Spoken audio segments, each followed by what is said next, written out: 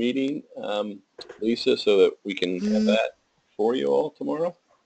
Now, your all email addresses are on this GoToMeeting. So I think all you got to do is put in your email address, and up comes a recording. So we'll try that out tomorrow, Lisa, you and me, to see if it works. Once I get okay, sounds good, Jim. All righty. Okay, so I think it might just be Laura. I got a note from Mark that he could not attend, and the other faculty member is who, Lisa? You know, I don't have my notes with me. The accounting teacher. Why can't I think of her name? It'll come to me. Let me get my file. That's yeah, I know who it is. Yeah. That's why it's not rolling off my tongue. Her email address doesn't really address her name like Laura's does.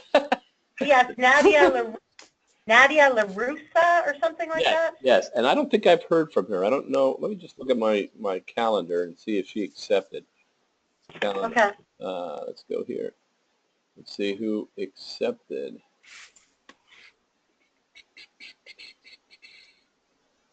Let's go back to the appointment. 2 attendees accepted, so that you two are on here. That's it. So she didn't do either way. Okay, so she didn't even read the email. Maybe because she's not a full-time college person, so maybe she wasn't checking her email. Right, okay. Maybe that, I don't know. All right, well, I'm recording it so we can have her look at it later on. She's the accounting instructor, so she's kind of important. So very important. Yeah. Okay, so let me go ahead and do this. Laura, you've got my undivided attention to help you understand what we're doing here. And let me move on. Here's our agenda. We're going to be done in about 45 minutes. And please ask any questions as we go through here. So I'm going to tell you about the nature of the trial, how you can help your students, give you a good sense of what our tutoring services look like, and do that through a demonstration. So you can see, I'm actually just going to show you a screenshot so you can see what the students are seeing. What kind of data services that will assist you and how you can help us. Okay? Okay. All right. So we have a lot of student comments that we populate on our slides because about 40% of the students that use our service, and they use it to the tune of about 5,000 to 7,000 sessions every day during the academic year. Summer's a little slower. We're not getting that many right now. But during the academic year, we're pretty active. 40% of those students actually answer our end of session survey. So we want any Confederation students that are using this to assess their satisfaction and leave a comment if they want. So we hope they do. So what's the nature of the trial? So I always see this as an opportunity to experience and assess our online tutoring technology. How easy is it to get to a tutor, and then what's the tutor like? What's the instructional experience like? And I think you as a faculty member would be very interested to see that your students are seeing that fairly effectively, that when they need help, they get it fairly fast through the technology, and that they then go on to have a great experience with one of our tutors. And we've got about 3,600 tutors around the country, and also in Canada. About 8% of our tutors come from Canada. And they're there to help your students. Now, we're going to have 4 course sections that are going to be available. And Laura, are you still there? Let's see. Yes, I am. I just saw Laura has left. Come up here. Maybe that's the other Laura that was in there. Okay, Rick has just arrived too. So we've got him in here. So the 4 course sections are accounting. There's a math course, there's a A&P, Anatomy and Physiology course, and there's a communications writing course. So those are the 4 sections that we're having. There's a lot of students in this, and it's open through the end of this term, which is August 18th. Now, obviously, this term has already started. Students are working right now, and now they're going to get a chance to use us if they need us, and that might be pretty good for them as they move towards whatever final exams they have in your courses. What do you normally have, Laura, in your course? We primarily just have students taking our first-year writing course, so it's primarily writing essays and reading comprehension, that sort of thing.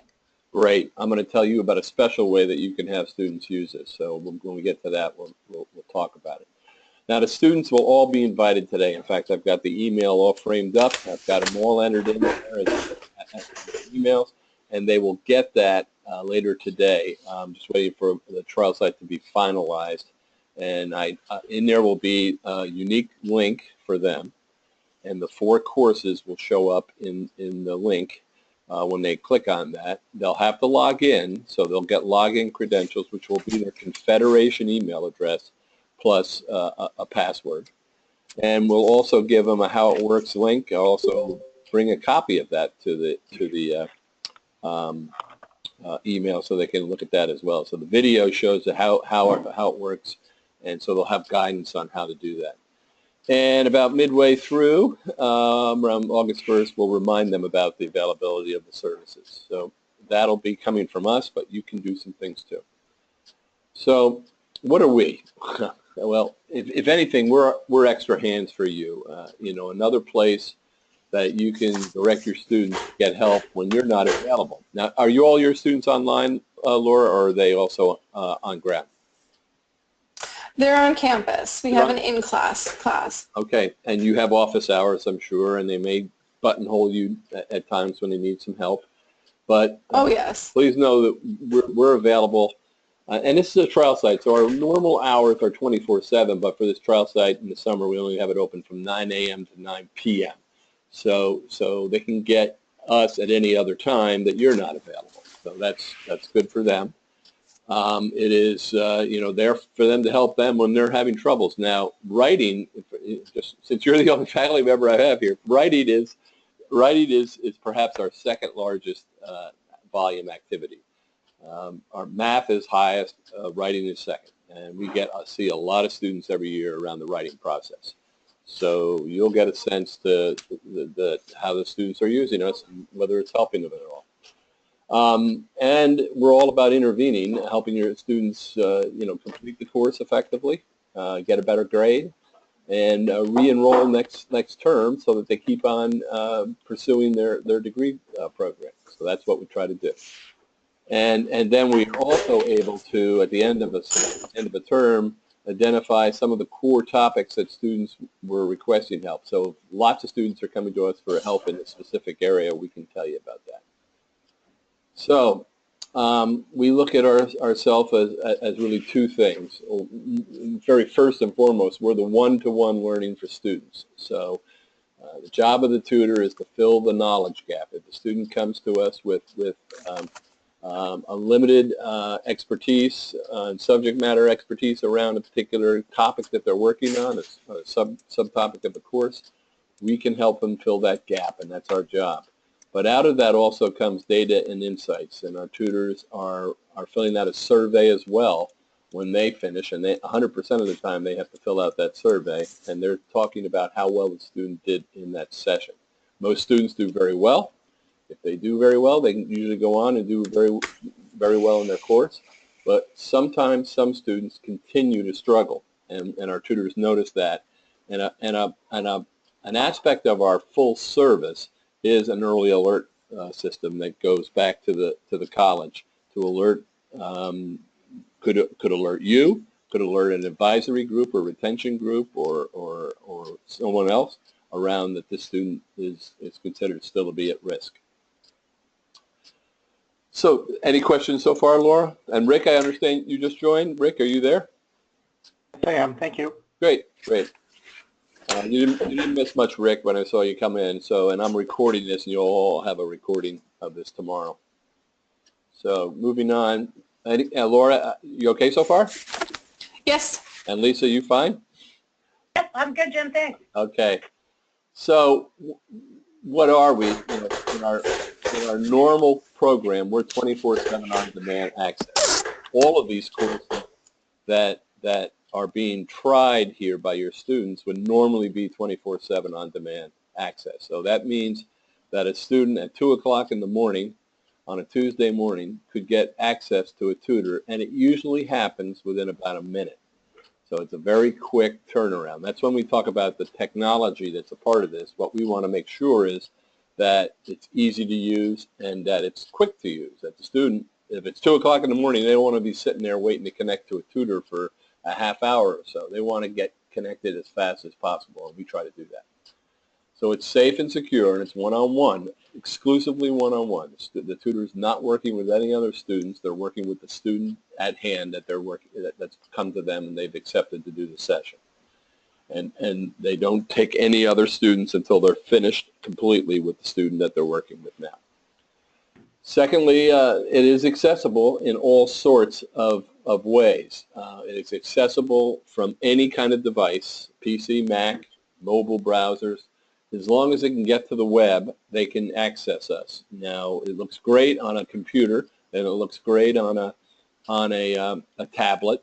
But if you're on a phone, there's a landscape issue there. So we do what's called responsive design and bring up the service to fit the device that it's in.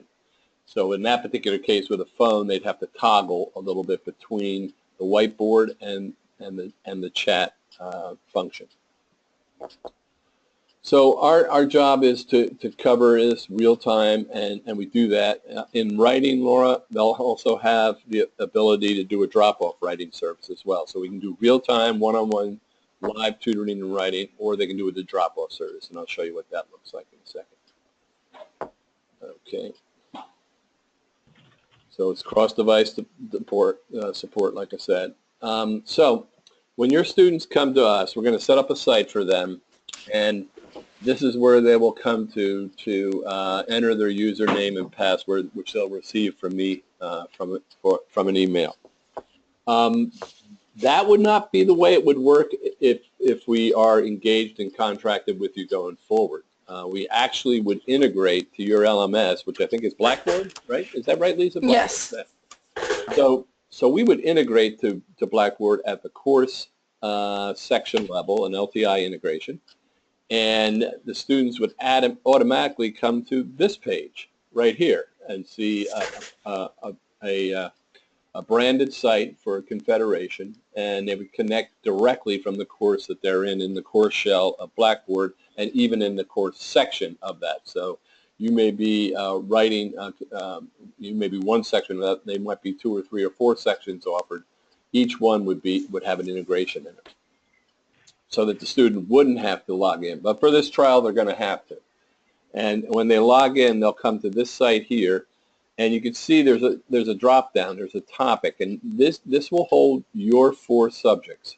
There'll be math, and it'll show the math. I think it's 223 or something like that, Lisa, I think. I'm blanking on that. And then for writing, it will have the writing course in there, and for anatomy and physiology, we'll have that under sciences, and under business will be the accounting course. So the student would select those and then put their question in here about what they want help with, and hit this Get a Tutor button, and immediately a tutor would come to them. Now, what would they come to? They'd come to our online classroom, and you can see what this is. This is a whiteboard in which both the tutor and the student can work on together. And on the right side, you see the chat box that the tutor and the student are communicating with each other. Now, you guys are in a trial, but come fall, we're also going to add voice to this as well. So we've been around for a long time, since 1998. We've done about 15. Jim? We've done 15 million. Yes. I just asked a question. Could you show me a mathematical equation in this? I'm not sure. I realize that this classroom is not active. Right, it's not. I was wondering if I could see something where you're showing me how. I guess one of the concerns I've got is with math, because it's so symbol-based. Trying to utilize a keyboard doesn't work. Well, we've got. It looks like you're able to actually write on here. And is there some mechanism you could show me how that would work? Yeah, you can write on here with your mouse. You can also text. You see the T there. You can put text boxes in there and do that. The student can also upload a pic of the problem and then share that with the tutor so that they can work on that together. And Rick, to your question, we probably do about 45% of our sessions each and every day in math, and it's done every day. I'll send you some a session so you can see what it looks like when the students are using it. It'd be fantastic. Okay, great. And by the way, we are adding some more features to this left-hand navigation over here for additional editing capabilities, particularly in math and the use of a calculator. So we'll have a math expression and graphic calculator in there that'll be available in the fall, as well as a text editor and a code editor for well, that's for computer courses with coding. So so yeah, let me send you some sessions so that you can see exactly how it works. All right, I'm just writing that down, Rick. All right. All righty. So, and as I was mentioning, we're going to add voice here as well. Now, we already offer voice for foreign languages, and we also offer it for sight challenge students who really can't see the whiteboard. So it's a voice communication with the tutor, and they're in an accessibility classroom. But we've heard enough times from students that voice would be appreciated, so we're going to bring that in each and every course that we have. So students can elect to use a voice if they want to. So here you go, Rick. Here's some examples of how it's being used in the math. And you can see what's written up there was either written by the tutor or the student.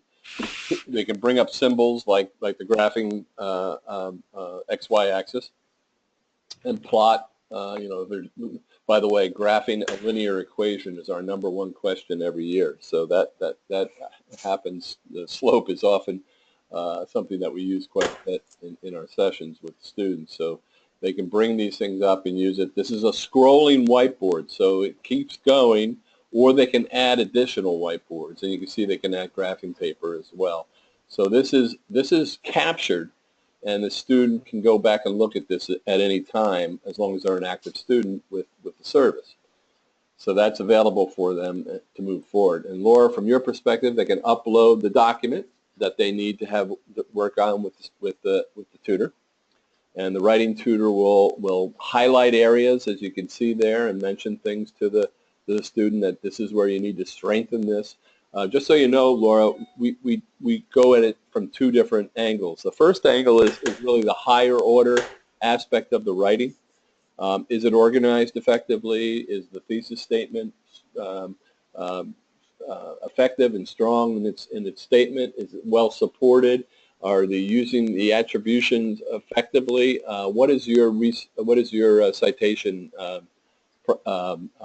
protocol, Laura, in your classes? We use APA. APA. Okay, so the tutor all our tutors are skilled in all the different citation formats, and they would work with the student on his or her APA work here. Now that's the first order, and then the second order is the mechanics and grammar of it. Now the tutor is not rewriting anything here. The tutor is guiding the student to improve things.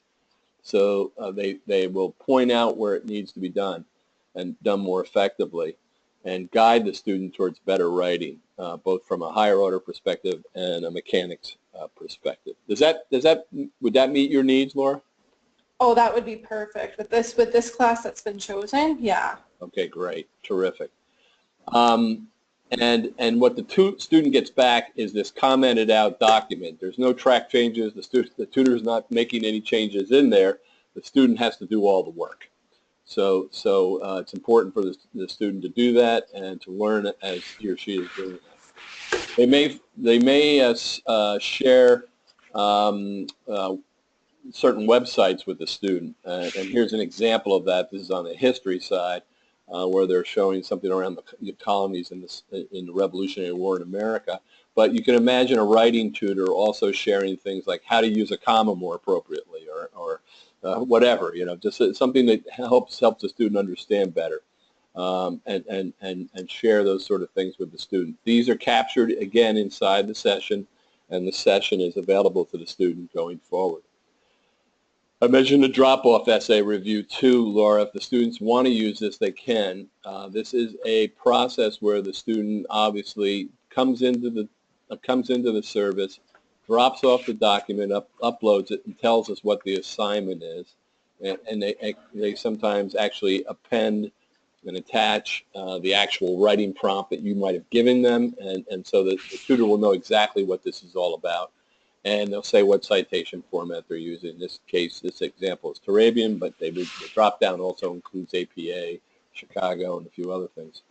So the student drops this off and then leaves, and then the tutor comes in and works on this. And the tutor will work up a summary feedback response to the student, which will be a narrative around where the student needs to, again, improve the writing from a higher order perspective or from a mechanics perspective, and then we'll also include a commented out document with all the comments on the side and pointing to the place in the document which needs to be strengthened or corrected. That comes back within 24 hours. Just so you know, we're actually averaging under 2 hours. In 2017 to date, and I just measured it as of June 30th, we were hitting 1.86 hours. One hour and 8.86 of another hour, so just under 2 hours for the return on this. So the student gets pinged, and they get an ability to come into their prior session area, pick up their summary feedback and their commented out document. The student would get pinged on their email address. Any questions on that? And Rick, you had a question. What was your question, Rick? I was sending that to you privately, but Okay, I'd say. If you're going to present an example, you might want to look at your example. It might be the case. Okay, I sure will. Okay, moving on. As I mentioned, you can also do a couple other things here. The student can schedule a session with us, and they can actually pick a tutor from a listing, which is kind of like a Yelp listing, just like you see for restaurants, but it's all about our tutors. So if you go in there and pick accounting, up would come all the accounting tutors, and there'd be a bio on them, and there would be a number of student comments from prior students and a rating on them, and then also a schedule of when they're available. So a student can use that. Because we're so 24/7, it's not used all that much. We already talked about the drop-off writing support and the mobile access, so you've got that. By the way, let me go back to that mobile access. You can see that from a tablet, you've got the full whiteboard and the chat box in there, but from a mobile phone, this is the chat box, and they would have to toggle back to the whiteboard if they're using that type of a device. About 10% of our students actually do use this, use a mobile phone, smartphone for their use. So how do our tutors do the work? And I want you to understand what our learning practices are, so that you can understand how we're trying to help you out and be your, in effect, your teaching assistant, your virtual teaching assistant. So what do our tutors do when they first engage the student? Well, what they're trying to find out is, what does this student know about the area they're struggling in? So the student has a gap of knowledge, and we're trying to figure out if that gap is really just a little bit, or if it's pretty big. And you know, I always like to say it's like week 8 of the term, but they're still back at week 2. So it's a big gap, or they're just needing a little bit of tweaking around a particular area in a concept. So that's what we're looking at, is how much does the student know before they take off on the tutoring session. So that'll be a probing piece, and asking the student questions back and forth between the student and the tutor. Now, we also believe that the student needs to do the work, and so they'll be working with the student to actually try to do the concepts and work on the issues themselves and do the writing themselves, and make that happen for them. 2 particular areas of attitude are real important. One is the stress. So I think we see students every day coming to us, and they're fairly stressed out. They're worried about the assignment, or they're worried about an upcoming test that they don't feel prepared for, and they tend to be very stressed out.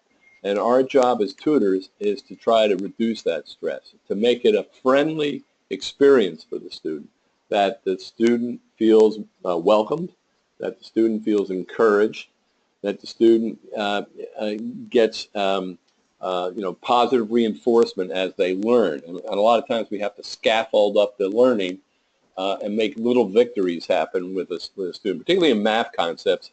It's really, and writing, it's not unusual, and I'm sure you see the same thing where students would say, well, I just can't do math, or I just can't do writing. And that gets to the other area of attitude, and that's driving confidence mindset change. So we're all about growth mindset, changing a negative mindset into a positive mindset. And that's what happens most of the time in most of our sessions. Again, if it doesn't happen, that's a student where we're identifying them as still being at risk. Maybe that gap is so large and they're not getting all the concepts, and the tutor is struggling to get the student up to speed on that. So when the session is over, the student fills out a survey. This is voluntary. They don't have to fill it out, but they do have to, if they want to, they can. And they can go through this and answer it. Now, there's some satisfaction questions in here. Like, would you recommend this to a friend? Are you glad Confederation offers this service? Is it helping you complete your assignments, improve your grades, be more confident? These are all satisfaction type questions. But question number one is really very important to us, and that's part of our quality control. What we're looking at here is, does the student, how does the student rate the tutor in the session? Now, this is a 5-point scale, right? 5 is excellent and 1 is poor. So we're looking at to be very good to excellent all the time. And indeed we are. Our average so far this year, and it was the prior years, 4.5 and above. So trending towards excellent. And that's the vast majority of our sessions are rated that way. That doesn't mean we don't get 1s and 2s, and we do. And when that happens, from a quality control perspective, we are opening up that session within 24 hours to see what happens. So every tutor that works for us has a mentor assigned to them, and that mentor is responsible for that tutor's performance and monitoring it and evaluating it. So the student survey and the rating process is very important towards that evaluation process. And it's also very important towards immediate remediation of an issue. If we feel it's important enough, we will contact you and let you know that something happened that made the student give a 1 or a 2. Now, students give us a 1 or a 2 when they don't get the answer, or that the tutor doesn't rewrite the assignment for them, Laura. So we're not going to worry about that. We're not going to worry about contacting you. It's not our job to give the answer. It's our job to help the student get the answer themselves. So that happens a lot. And we also get comments on technology when the internet, burps on them and knocks them off or whatever. That happens. But our biggest concern is if the student walks away saying that the tutor didn't really help them very much. And we look at that survey to see, were those learning practices used? Did the tutor do an effective job of helping that student and guiding that student towards a good instructional experience? And if they're not, then they're going to be counseled. And if they're not improving, and they're going to see plenty of students in a week or two, if they're not improving, we don't think they should be a tutor anymore, and they're not going to be. Any questions on that? I didn't tell you about how we get our tutors. But and Lisa knows this from our session we did with her, we go through a huge process, vetting process. It's about 7 different pieces to it, but the very first 2 pieces are ensuring that the tutor is a subject matter expert. So if they say they're a writing expert, Laura, they have to take a 4-hour online exam to prove they know everything about writing. And that's important, and that's the very first step. And if they don't pass that step, they don't go any further with us. So just as an... Emma, I have a quick question. Sure. On the math side, because that's my area, what also do you do to ensure that they have a solid math background, and not only a solid math background, but the ability to convey that information? Because I've hired people in the past that are They come to me with master's degree in mathematics, but I really am uncomfortable when I see them in the classroom. For sure. What we're doing here, Rick, is one-on-one diagnostic work. And that's a little bit different than being in the classroom. And in fact, many, just to give you a good sense of this, 150,000 people came to our site last year to try to become a tutor. Less than 2% actually became a tutor. So the first thing we do is this subject matter expertise. So if they're not a cold hard subject matter expert, they're not going to go any further. The second hoop they go through are mock sessions.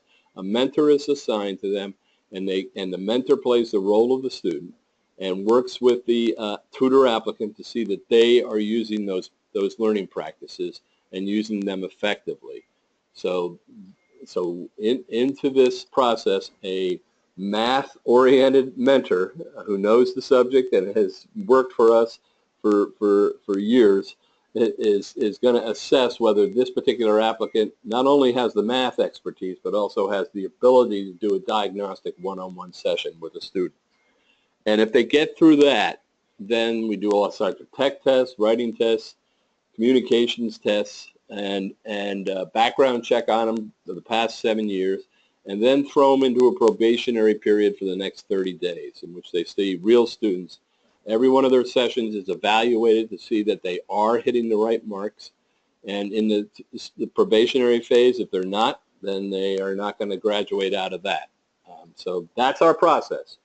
And it is, I think it's the strongest vetting process in the business. Many people don't get through, well, let me give you an example. We have plenty of PhDs that make it through the subject matter expertise, but they don't make it through those mock sessions. They don't really know how to do that diagnostic one-on-one work. Now, saying that, about 15% of our 3,600 tutors are PhDs, about 60% are master's holders, and everybody has a bachelor's. So they have to have a bachelor's degree and above, but those first two hoops, subject matter expertise and can you tutor, are the two biggest things that we really look at. Does that give you a good sense of that, Rick? Thank you. Okay, great. So, and they can share their comments here in this survey as well, and that is where the student drops off. Somebody reads these comments every day. Now, I have certain clients, and every month I would look at all the student comments on an end-of-month report from each one of my clients just to see what students are saying. And students say some really positive things, and most of the time they are very positive. And in fact, sometimes you see these light bulb moments that have occurred where the student says, "My goodness, I never understood this concept before, and now I do, and that's great. Now I feel a lot more confident." A lot of times they also say thank you to their institution for providing this type of service. So it's a reflection back upon you, the institution, that you're considering this kind of support for the students. Occasionally we get negative comments. We share those with you as well. So you'll see all that. So that's, just going through, that's our tutoring, that's our platform, that's our process for how we get tutors. Now, what comes out of tutoring? And that's really, you guys are going to be doing a trial, and all these students are going to be using us, and some will use us, and many probably won't. But those that do, we're going to be capturing their sessions, and we're going to be capturing it by the different subjects that are available here. And we're going to give you a trial snapshot report at the end of this process. And this ends on August 18th. And I think, Lisa, we talked about being ready to do this during the August 20th or 21st, something like that. So you're going to see not only this, but a lot of other stats associated with the use of the service. And we'll tell you about the wait time. What was the wait time for all the sessions? We'll tell you about the average length of a session. We'll tell you about how many students used what subjects, how often. We're going to tell you about their comments on there and their survey responses as well, and what percentage of them actually answered the survey. So you're going to get a full framework of information about how Tutor.com works with your students in order for you to gauge whether this is something you want to do on a permanent basis with us. So it's going to be pretty active in that regard. I've talked a little bit about the tutors actually assessing the student's performance in the session. We call it, there's the instructional moment where they actually are doing the instructional process with the student to help them. Then after that comes the diagnostic moment, and did the student actually do an effective job in the session? And we're looking at that from 3 different perspectives. Did they actually master whatever was concept that they had a problem with? And did they actually have the prerequisite knowledge in order to do that? So again, how big was that gap of knowledge, and how well did the student do in the session? So this is again a five Likert scale process. So if it's low rated, that's going to be something that we have an early alert on. In this trial, Lisa, I will send that back to you all in the event that happens. In a regular client situation, you would have access to this through a client portal. But if I see any early alerts coming out of this, and by the way, it's also classified by the session content. So not just that it's algebra, not just that it's linear functions, but also solving problems with equations, and right down to the subtopic level, the tutor is telling you what the individual is struggling with and continues to struggle with. We also have 2 other types of early alerts. The tutors do the one, the system does these other 2, which is an unusually long session.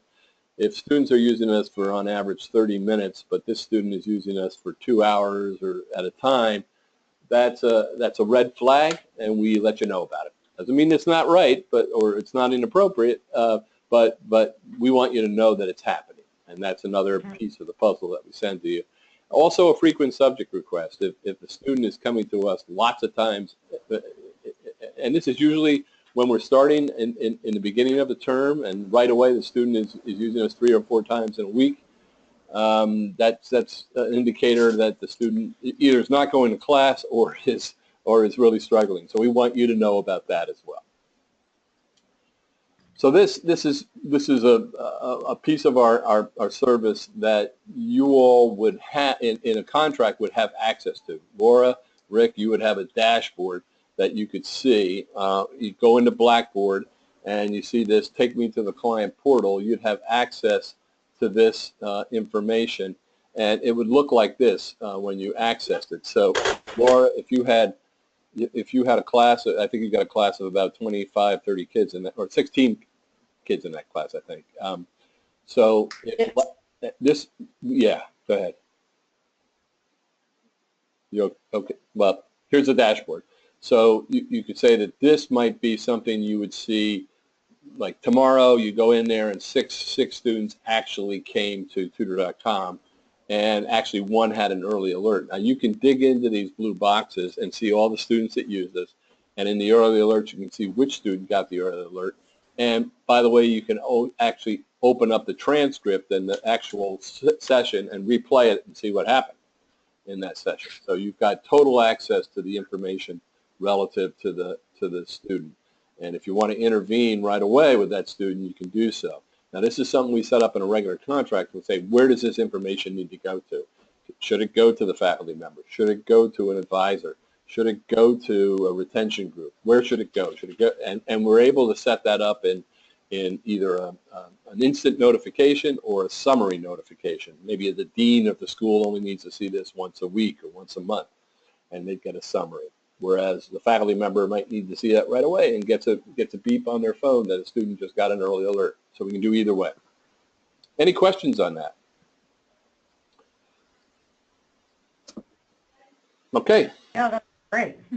All right. So now we have all sorts of things to do when we have a regular type of relationship. We do all sort of student communications. We do faculty orientations like this. We also do the integration we also do integration to Blackboard. So all these things make it more aware for the student.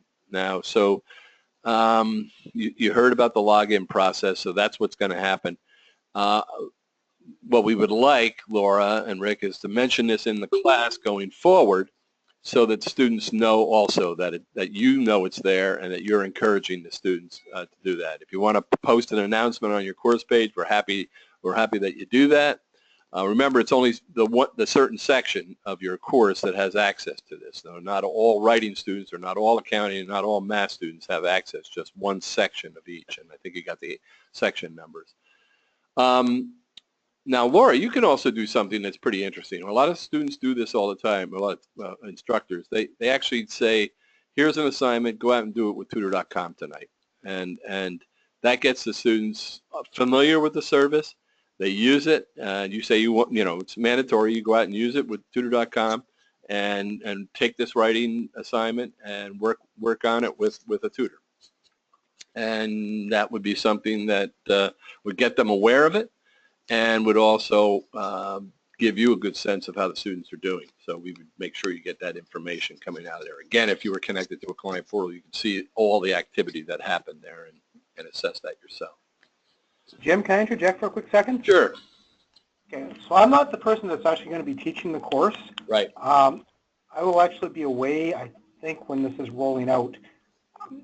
And I don't see my faculty member on here. So will there be additional time when my faculty member will be able to connect as far as receiving this information?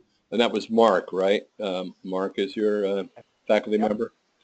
And he indicated he couldn't come. So I sent Mark this session, this PowerPoint thing, and I also am recording this session, Rick. So I'm going to send that so it's available for everybody. And if he needs to talk to me, you'll have my contact information in order to get a hold of me. So yes, certainly so. Okay, fantastic. I also have to apologize. I do have a 2 o'clock that I have to be at, and I'm located in a different building, so I will be heading out here probably in the next 5 minutes. I'm at the end anyhow, Rick, so that's good. Thanks a lot. Appreciate it. So Laura, any questions from you? You know what, Jim? She mentioned that her audio was going in and out, so I'm not sure if she's still connected there. Sure. Seems to be. Now she says the audio is back. Okay. Let's see when she comes back in. Is she back in? Well, she's in. I don't know if she's in via audio, so she needs to speak up if she is. Yeah, I just saw something on the side there that said hers was going in and out. I'm back. There you are. Hi, Laura. Hello. So, Laura, I don't know if you heard my recommendation around what you can do is actually do a writing assignment and say, do this with tutor.com tonight. That's a way to get them aware of it, and that's done a lot by our clients. Yeah, actually, the students are working on their final essay at this point, but I can definitely see them using this, and I'm definitely going to ask them to use it just as another point of clarification and help. Cool. Yeah, that'd be great, Laura, because then we can, actually get feedback. Jim can get feedback, and we can see what the students think, right? Since this is a pilot. Oh, definitely. And do encourage them, Laura, to fill out the end of session survey so that they can tell us exactly how they felt about it. Definitely. So they're going to get their invites later today, and it'll be open through the end of the term. So let's see how it turns out. I'll be looking at the sessions every day to see what they're doing, and if there's any 1s or 2s ratings in there, I'll be alerting Lisa, and when Leslie gets back, her as well. So they may be contacting you about that. Okay. Cool. Alrighty. I think we're there. So good luck. And okay, so Jim, it's Lisa. Sure. Okay, so the letter's going out. You're going to record this. We'll get this to faculty and whatever deans couldn't attend. Is there anything you else need me doing on this end? Not really. I mean, we should schedule ourselves for that August midterm process. So I'll pitch out a couple times on. I think it's I think Monday is the 2nd of August. So that's a good time. Monday or Tuesday. Okay. I'll give you some sessions there. So you guys pick which ones. I know Leslie's out this week, but sometime next week, let me know which one, and then we'll get that scheduled. And Lisa, I'll just be coming back to you via email if there's any issues that I'm seeing from the session. Okay? Right. Okay. Yep. That works. I just want to make sure I'm doing everything you need me to do on this end. Yep. That works. Yeah, and Laura, if you need anything, just give me a shout. I'm here. Okay, perfect. All righty. Thanks a lot. Good luck. Look forward Thank you. Thank you very much. Talk to seeing how this goes. All right. Bye-bye.